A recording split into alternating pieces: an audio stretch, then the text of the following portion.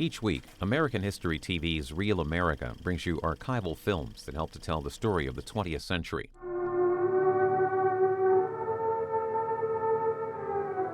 Oil is scarce in many areas today. The cause of that scarcity is not a lack of reserves or a lack of production, but rather a lack of economical distribution.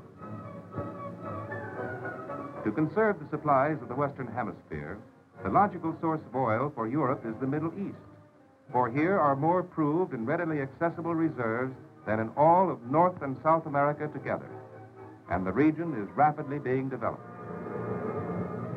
In eastern Saudi Arabia, the Arabian-American Oil Company, called Aramco for short, discovered 5 major fields during the decade after the first commercial producing well was completed in 1938. The daily output by 1947 was over 400,000 barrels and steadily climbing. This posed the problem of transportation, how to get the oil in sufficient quantities and at reasonable cost to the areas of Western Europe where it was most needed. To reach the Mediterranean Sea, tank ships loading in the Persian Gulf had to make a slow and costly voyage of more than 3,000 miles through the Gulf of Oman, the Arabian Sea, the Gulf of Aden,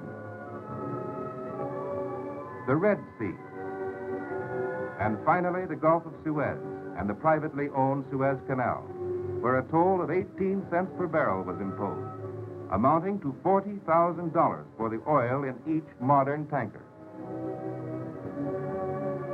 To increase the volume of oil delivered to Europe over this route, more tankers would of course be needed, plus expanded port and loading facilities.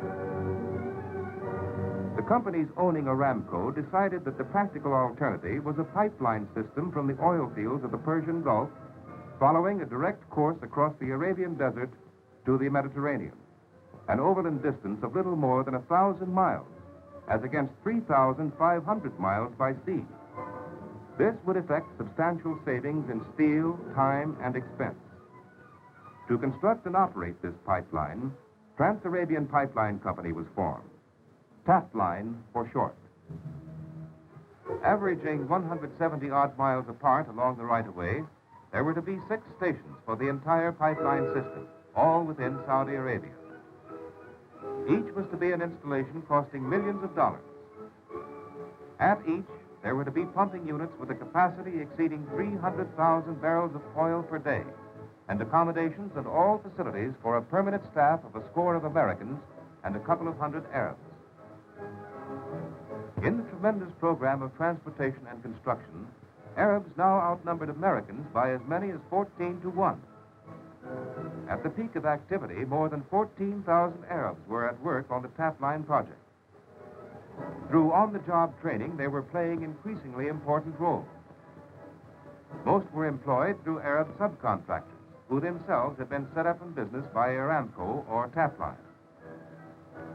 Men who only a short while ago had never seen modern machinery were operating equipment of all sorts. The majority of these men, including many Bedouins, had been reared in an atmosphere that had changed little in 1,000 years. When they came to work with Americans on the TAPline project, every American had to become a teacher. The Arabs proved surprisingly adaptable. Not merely did they learn to do unaccustomed tasks, but they also managed to bridge a wide cultural and linguistic gap. But with all their technological training, their basic thinking remained inviolate, and they continued to abide faithfully by the precepts of the Prophet.